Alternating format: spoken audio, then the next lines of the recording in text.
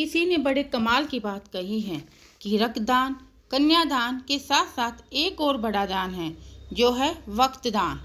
एक बार 4 दोस्त होते थे जिनका नाम अनिल, परवीन, राकेश और नवीन था।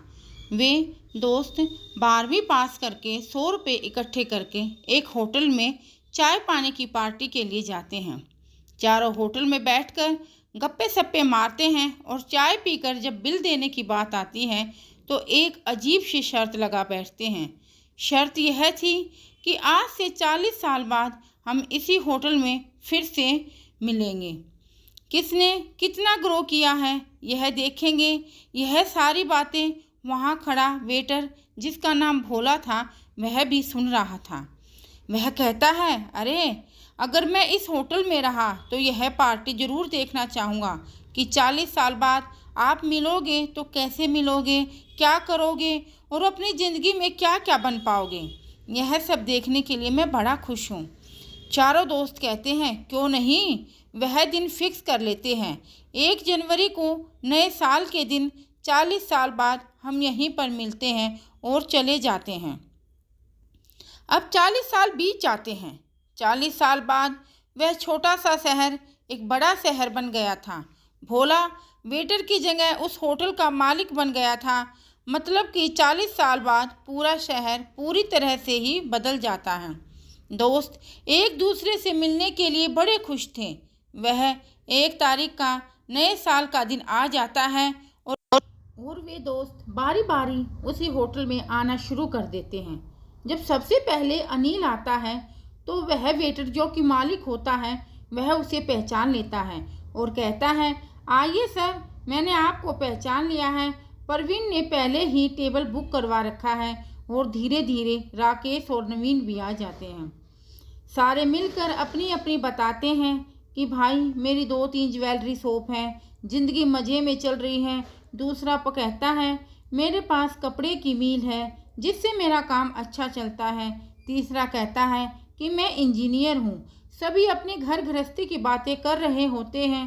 तभी भोला आता है और कहता है कि परवीन सर का कॉल आया है कि आप स्नैक्स शुरू कर दो, वो बस आ ही रहे हैं। सबने सोचा टाइम लग रहा है, तब तक शुरू कर देते हैं, किसी काम में फंस गया होगा और शुरू कर देते हैं। इसके बाद बातों बातों में कुछ समय बीत जाता है और भोला फिर से आकर कहता है कि आप अपना डिनर ऑर्डर करें, परवीन सर रास्ते में ही हैं, वो आ रहे हैं। खाना भी ऑर्डर कर लेते हैं और सभी खाने भी लग जाते हैं, पर परवीन नहीं आता। तो सभी दोस्त कहते हैं शायद वह नहीं आएगा और भोले को बिल लाने के लिए बोलते हैं। तभी भोला कहता है, बिल तो परवीन सर ने पे कर दिया है। सभी एक दूसरे की तरफ हैरान होकर देखते हैं कि आया भी नहीं और फ़ोन पर बिल भी पे कर दिया।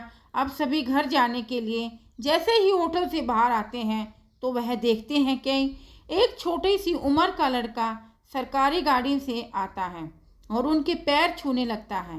वह कहता है कि मेरे पापा परवीन ने मुझे भेजा और उन्होंने यहाँ पर सारी अरेंजमेंट 1 महीने पहले ही करवा दी थी। वह एक सरकारी अध्यापक थे और उन्होंने मुझे इस काबिल बनाया कि आज मैं कलेक्टर हूँ।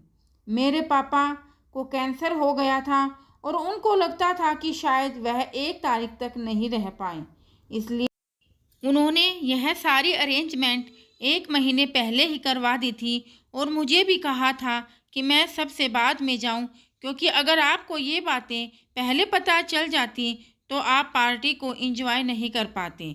सभी की आंखों में आंसू थे और सभी हैरानी से एक दूसरे की तरफ देख रहे थे। सभी ने बोला कि हमारा यह 40 साल बाद मिलने का फैसला काफ़ी गलत था और एक दूसरे को कहते हैं, अब हम 40 साल की बजाय हर 40 दिन के बाद मिलेंगे। दोस्तों, यह ज़िंदगी एक पानी के बुलबुले की तरह है, पता नहीं कौन किस समय इस दुनिया को छोड़कर चला जाए। इसलिए अपने लिए और अपनों के लिए समय निकालकर मिलते रहिए। ऐसी ही कहानियों के साथ हम आपसे फिर मिलते हैं। धन्यवाद।